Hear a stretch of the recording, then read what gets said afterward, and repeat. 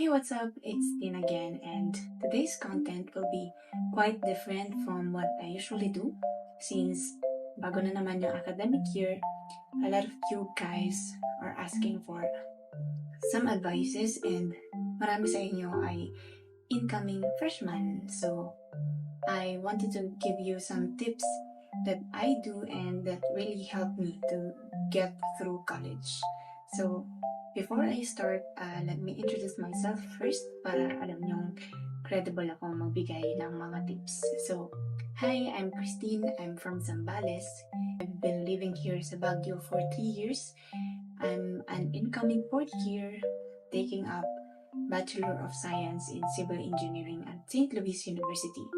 Currently, nag-OJT ako ngayon, so wala akong pasok. Pero papasok ako for 30 days sa company na napili ko.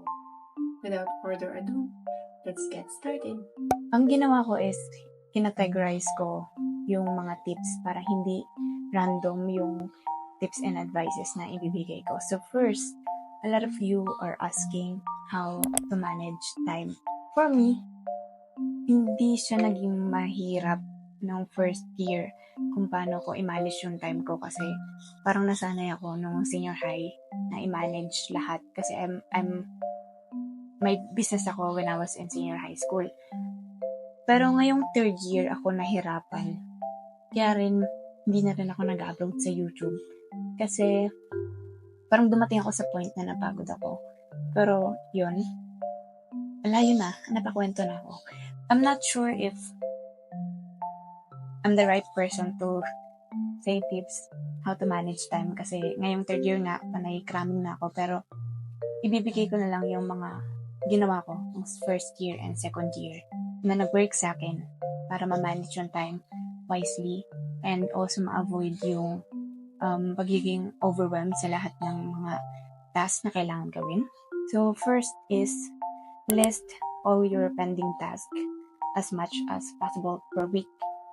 Kasi parang pag hindi mo alam kung ano yung mga gagawin mo next week, tapos parang ngayon ka lang nakatingin, parang ngayon wala kang gagawin, so chill ka lang. Pero sa mga susunod pala is ang dami.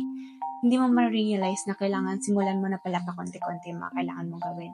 Pag gano'n yung ginawa mo na parang na-prioritize mo or na-list mo, parang alam mo na what is to come and how you will prepare kung matatambakan ka ba o hindi. Kasi sa college, parang this week, very chill. Tapos pagdating next week, ang dami namang gagawin. So, kung kaya mo nang simulan yung mga pang next week, ngayong week, gawin mo na para hindi ka matambakan. Kasi yun yung mahirap sa college, yun yung sakit sa college, yung procrastination, tapos ang sagot is cramming. And yun, nagkasakit ako ng gano'n. So, sana hindi kayo magaya. Second naman is arrange them from simple to complex. Yun, yung sabi ko kanina, para hindi kayo ma-overwhelm. Kapag kasi parang ang daming task na nasa harapan nyo, may tendency na wala kang masimulan kasi nga ang dami and nakaka-overwhelm siya. So, parang applicable naman to sa lahat. Parang ginagawa din to ng iba na dapat yung madali na muna para pakonti-konti na matapos mo lahat. Kasi it's always the start yung pinakamahirap. Pero once you start it, dire-diretso na yun.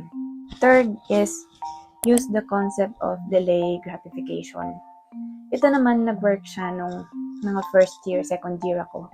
Kasi parang ang may reward ako sa sarili ko na at the end of the day, manonood ako ng K-drama o na 1 hour, basta natapos ko na kailangan kong gawin sa araw na yon.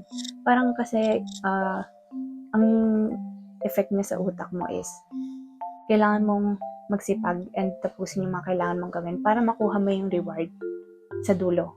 Pwede siya mag-work sa inyo, depende kung paano kayo mag-isip. Kasi parang kapag inisip niyo lang na kahit naman di ko gawin to, magkukuha ko pa rin kasi ako naman magde-decide na gagawin ko yun at the end of the day. Pero yun nga, parang at least, para kang may motivation kasi mayroon kang nilolook forward na gratification or like reward. So, fourth is do that task immediately if you have time. yun, sinabi ko na rin kanina na hanggat may oras ka na free, if wala ka naman ibang gagawin, gawin mo na siya ngayon. Kasi para pag nagsabay-sabay, kasi kumbaga pag nilista mo man lahat ng kailangan mong gawin, syempre sa mga susunod na araw, pwede pa siyang matagdagan and pwedeng mag-pile up yon sa isang araw. And yun nga, matatambakan ka. So, at least kapag nagawa mo na sila, nabawasan yung dapat mong gawin sa araw na yon. And then lastly is learn how to say no. No. Learn how to say no. Ito siya sa pagmamanage ng time kasi possible na pag napunta ka sa mga friends na hindi marunong mag-manage ng time and parang panay yung labas, ganyan, baka mapilitan kang sumama sa kanila and yung pagbabudget mo ng time mo is maipit. Kasi kapag wala ka namang extra time and nakaalat sana yung time mo para gawin itong specific na task, tapos sumama ka sa kanila, mapupunta doon yung time na sana inalat mo. And the next day, isisingit mo siya sa araw mo. And possible na may i-compromise ka rin na activity. Next category is how to study well, productively. Isi-share ko sa inyo yung routine ko kasi a lot of you guys are asking paano ako mag-aral, paano mabilis makamemorize or makamaster ng mga concepts. Pero may routine, if isi-share ko man sa inyo, pwede siyang maging applicable sa inyo, gumana sa inyo, or pwede rin hindi. Kasi iba-iba naman tayo ng way ng pagkatuto, paano mag-adapt sa mga habits, and etc.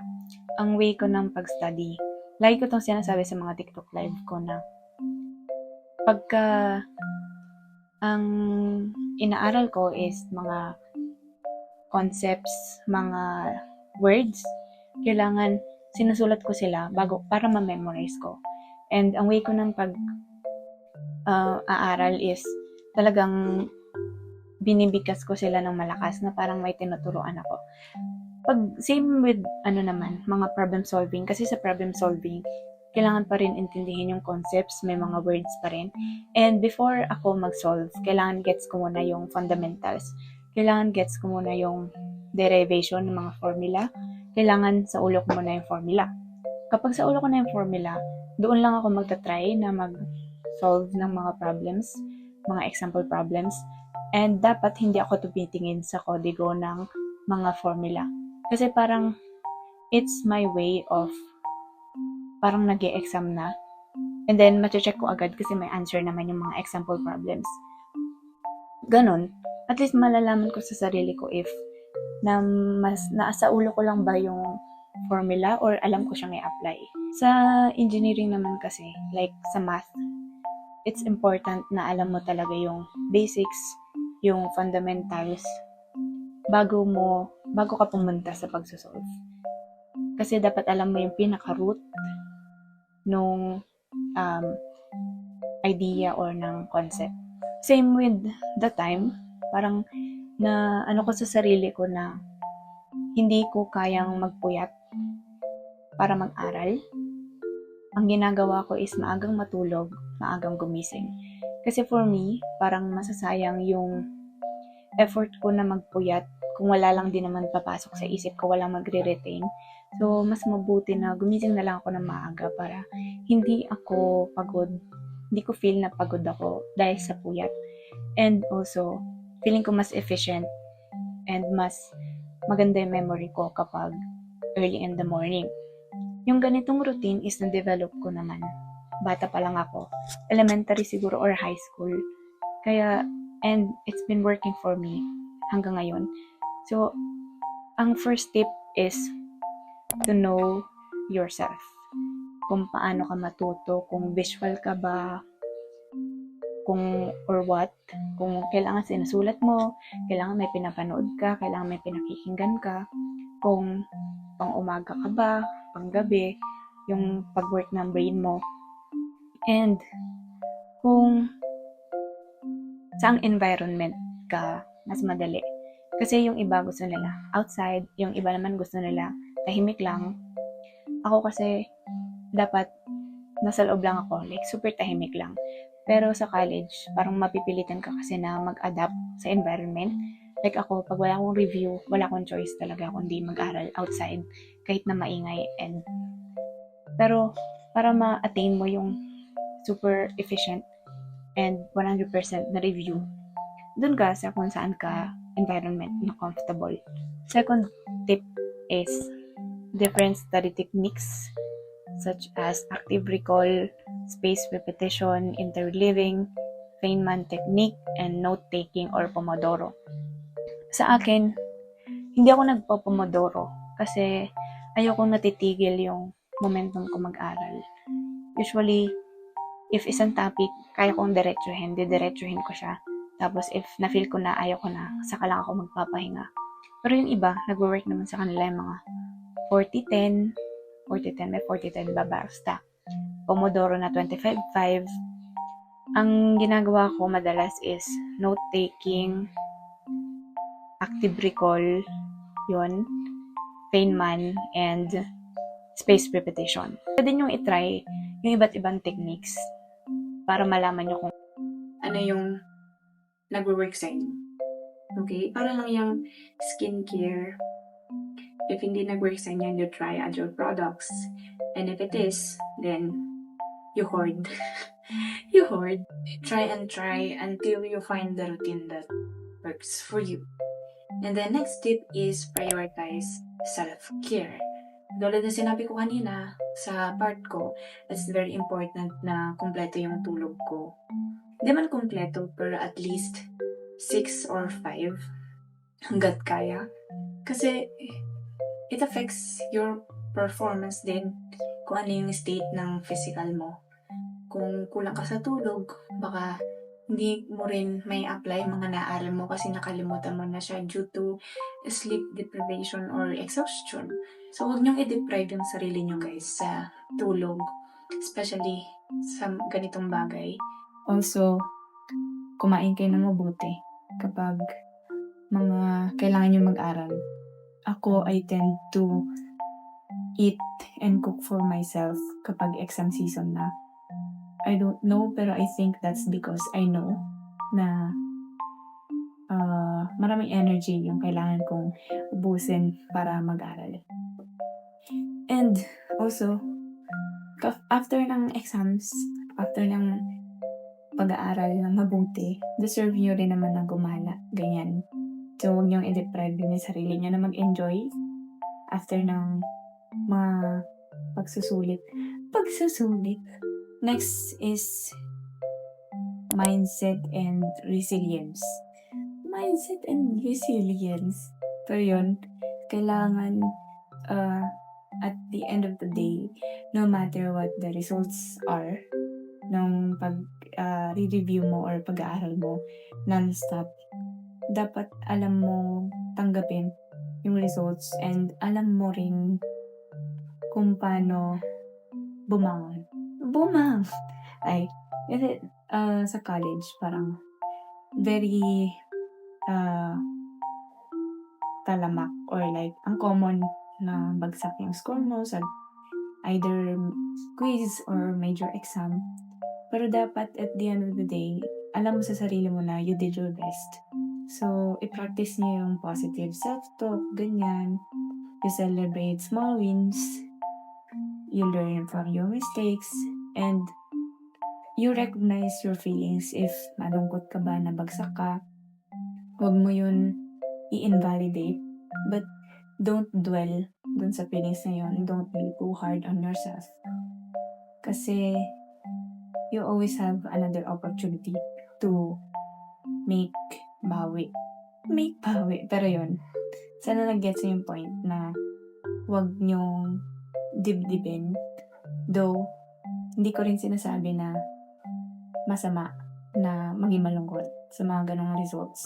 Kasi I've been through that. Diba, nasi-zero na ako, ganyan.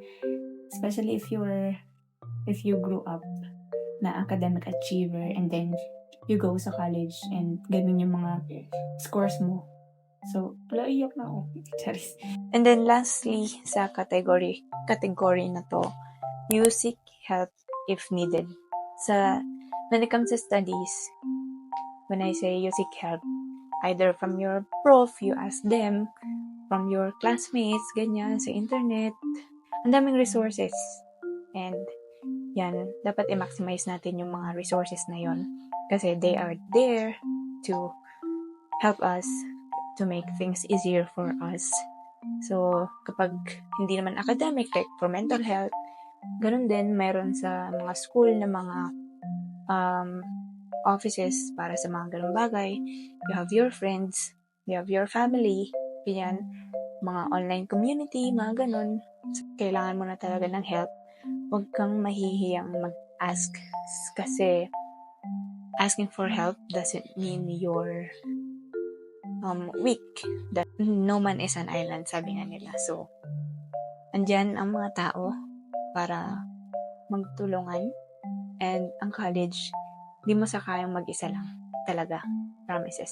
To our next category, which is tips for incoming freshmen. So, first tip is you go around the campus para hindi kayo malate kahanap ng mga buildings nyo, especially sa first few weeks of the school. Sa SLU, of course, malaki siya. Though hindi man sobrang laki, pero maliligaw ka. Kahit ako naliligaw pa rin ako ngayon kasi hindi ko pa sa ulo yung mga buildings. Kasi ang minemorize ko lang talaga is kung saan yung mga klase ko.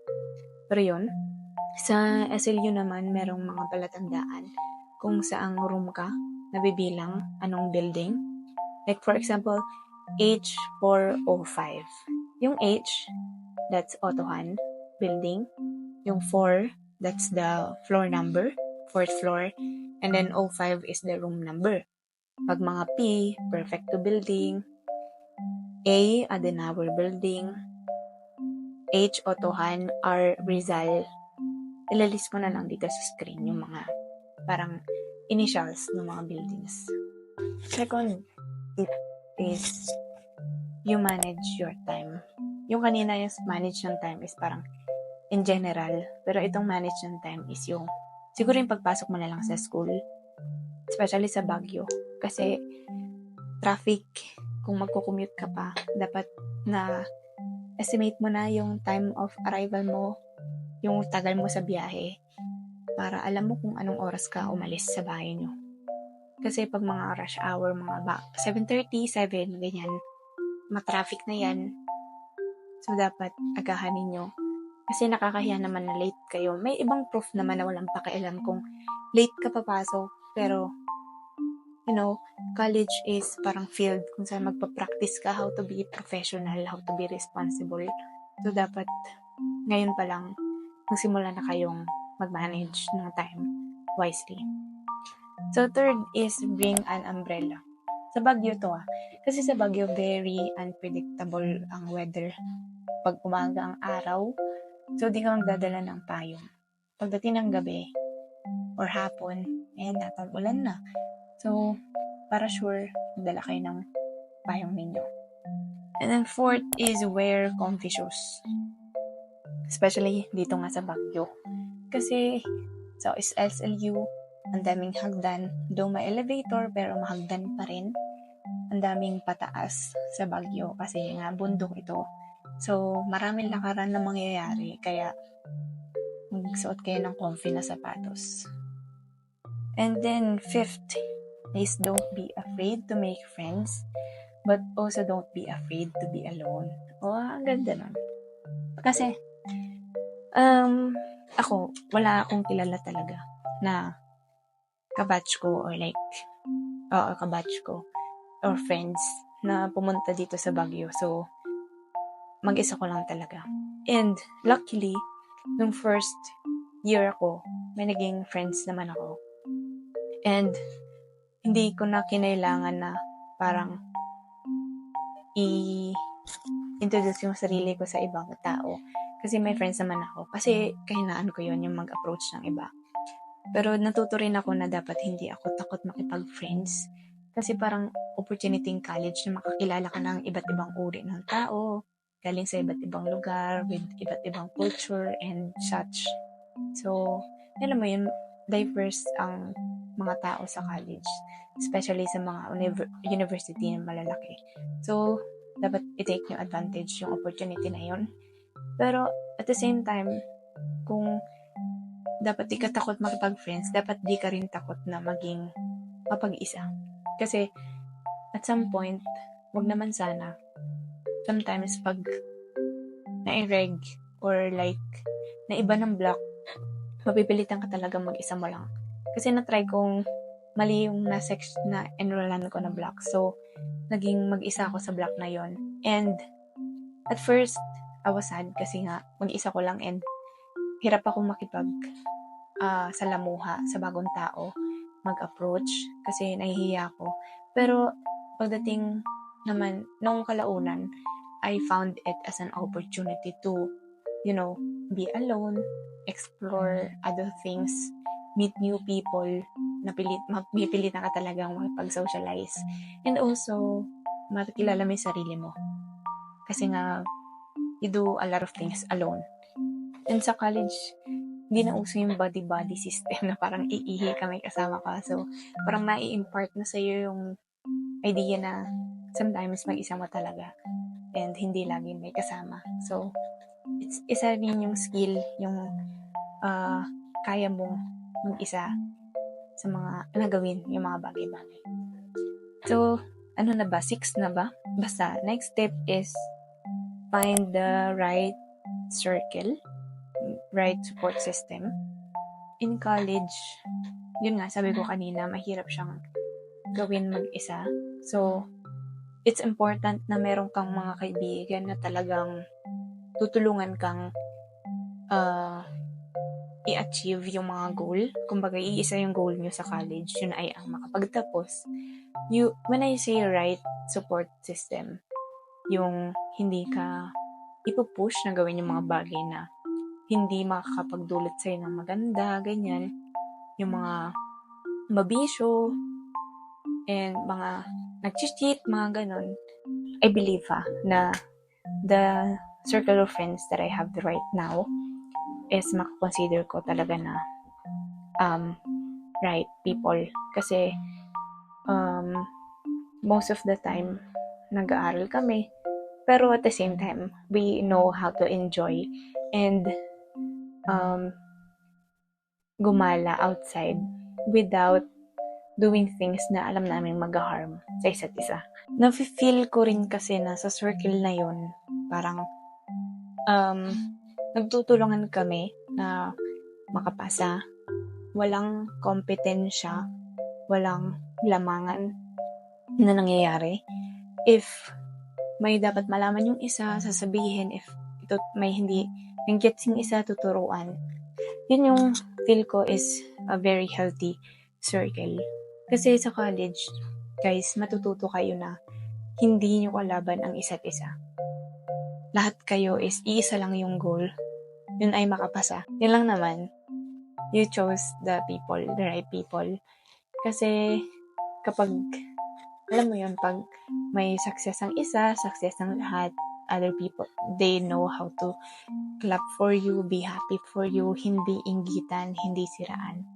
And, pagkapag naman malungkot ka, alam mo na they are there to be your shoulder to cry on, the people who will be with you through sa mga ups and pati sa mga downs.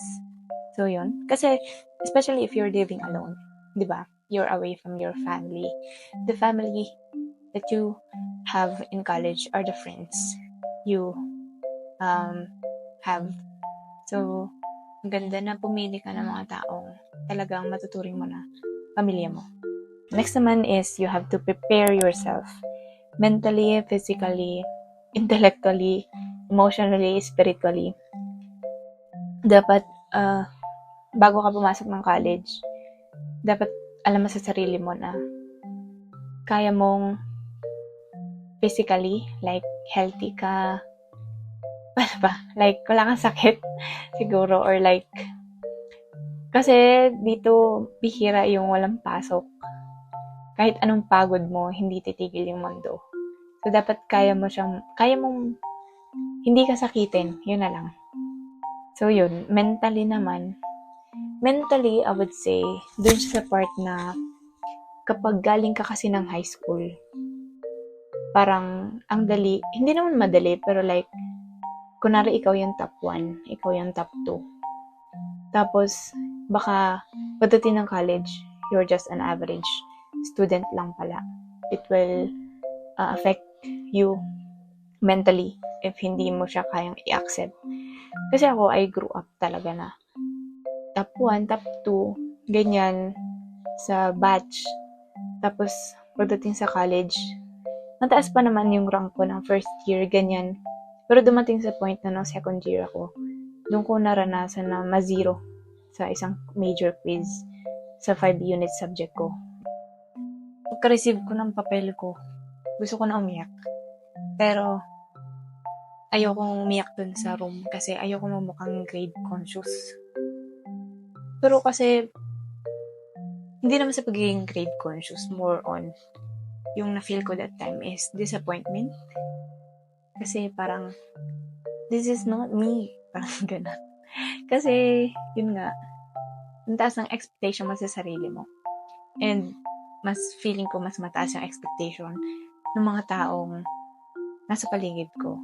And, ayoko ma-disappoint sila sa akin. Yun yung mas kinatakot ko that time. Pero, alam ko naman na yung isang quiz na yun, it doesn't define me. Wow, hindi siya, pero malaki siyang, part ng grade. So, medyo kinabahan ako. Pero yun. Yung mga ganun instances sa college, maraming mga ganun. So, before you enter, you talk to yourself na alam mo kung ano yung kapasidad mo. Don't let your scores sa college kapag na-define ka. Or like, hindi naman sa babaan mo yung expectations mo. Kung alam mo na kaya mo naman, sige, go. But you have to learn, you have to know na maraming disappointments kapag maraming expectations. So, yun lang naman. Next is you try to join different organizations. You socialize, you build connections. Sa SLU, ang daming organizations na pwede mong samahan. Ang dami mong pwede makilalang tao. And ako, at first, wala akong pakialam sa kanila. Noong first year, wala akong org. Yung PICE lang. And nagpa-ID lang doon, nagpa-member. And wala na. Noong second year ako nag-start, nag-join ako ng intrams, which is volleyball. Kahit na first time ko maglaro doon kasi table tennis naman talaga yung sports ko. Pero tinry ko sumama doon para makipag-socialize. Kasi gusto kong lumabas or umalis sa comfort zone ko. Gusto kong alisin yung hiya ko na makipag-socialize sa iba. Pero ang ending, yon, hindi rin ako nakabuo ng mga genuine relationships sa ibang tao during that time. Meron naman, pero hindi lahat. Kasi ang naging personality ko pa rin sa team is tahimik. And yon, nag-join naman ako ng iba't organizations ngayon. Like sa DOST, diba, sumama ako ng SLC, wala akong kilala doon. Tapos ang mga na-meet ko from Region 1, tapos iba't ibang school dito sa Cordillera. Sumama ako ng Nationals, yun, mga na-meet ko din doon, mga Region 11, Region 10, mga ganon. And malaking tulong siya sa akin kasi yun nga, mas marami ako nakilala, marami kang matututunan, marami kang connection na mabibuild, and importante siya pagdating sa real world. Dapat i-grab nyo na yung opportunity na mag-join sa mga ganon. Kasi meron yan. Kasi na meron silang magagawa sa buhay mo. Though it's another responsibility, yung mga org. Pero hindi mo naman kailangan magkaroon ng posisyon sa mga organizations para makuha yung benefits or like yung purpose ng mga organizations na yun. So yun. Next naman is you participate in school activities. Sa SLU, may mga activities sa mga booth, ganyan, may mga concert, may mga pwede kang panoorin and such. And kahit gaano ka busy, if kaya mo siyang i-singit sa schedule mo, you try to join such activities.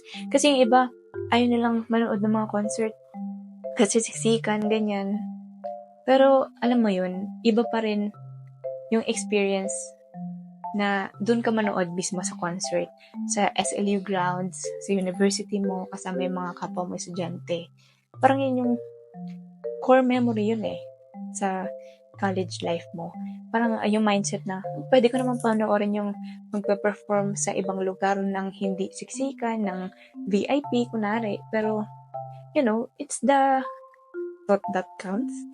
It's the essence, yung fact lang na dun ka sa university mo.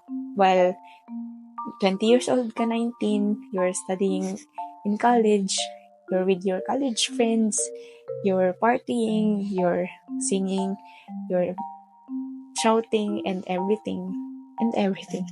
Yun, mga ganun. So, as much as possible, you join such activities kasi the organizations, mga booth, they prepared a lot for the students. So, yun. Para sa kanilang effort, sumama ka. Kasi marami akong kilala na wala talagang hilig sumama. Pero minsan ka lang mag-college, diba? So, samahan mo na yung mga acquaintance party, yung mga CE night, ganyan. Minsan lang yan. Pagka graduate ka, mamimiss mo na yan. So, why not join them kung hindi man libre, girl, ang pera babalik. Pero yung time, hindi. Yun lang.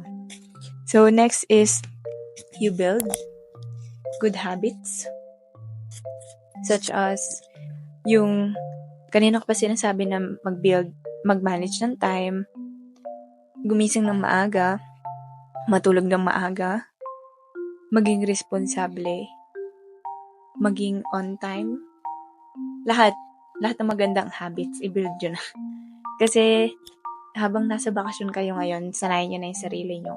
Kasi mahaba-haba ding journey ang college. So, kailangan habit nyo na talaga yung mga magagandang bagay para hindi kayo mahirapan na gawin siya everyday. Next is pumondo.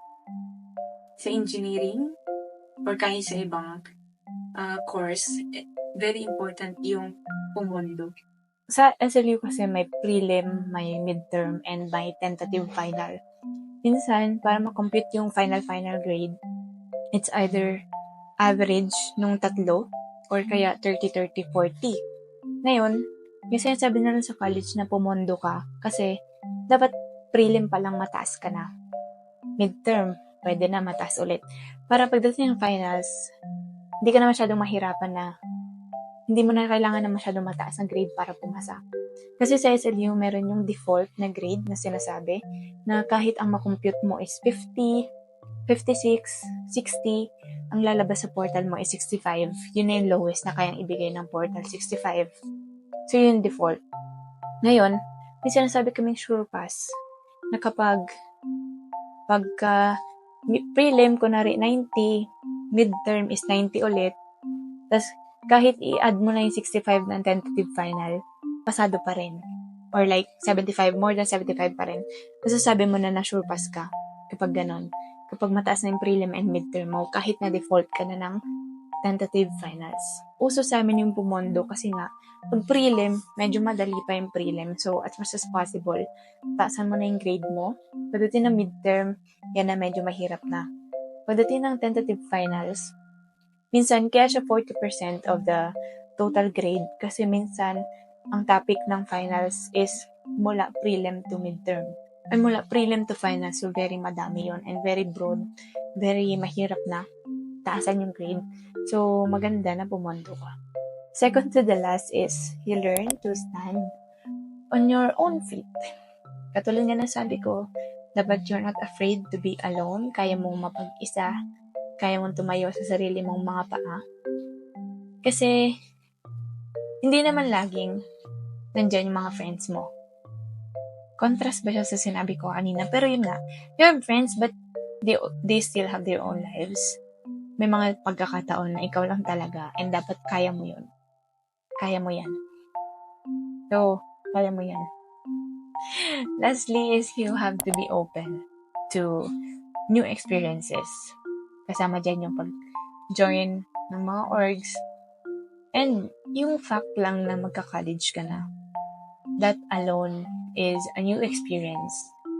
Yung fact lang na aalis ka ng bahay nyo, you will live sa apartment, mag-isa, you'll do all of the chores, lahat, ikaw. That's a new experience. I-embrace mo yan, mag-enjoy ka, and normal lang nakabahan kasi nga, it's new sa'yo. It's a new experience. Pero, alam mo yun, there's beauty sa mga uncertainties. Wow! And it's a privilege na matry mo yung mga ganyang bagay. Na matry mo magkaroon ng mga opportunity na hindi mo pa natatry noon. Yun lang naman yung mga tips dun sa 3 category na yun. I think we'll be having a part 2 para naman sa tips sa engineering, sa finances, and sa paghahanap ng bahay dito sa Baguio at kung paano tumira dito mag-isa. So, see you on the next one. If I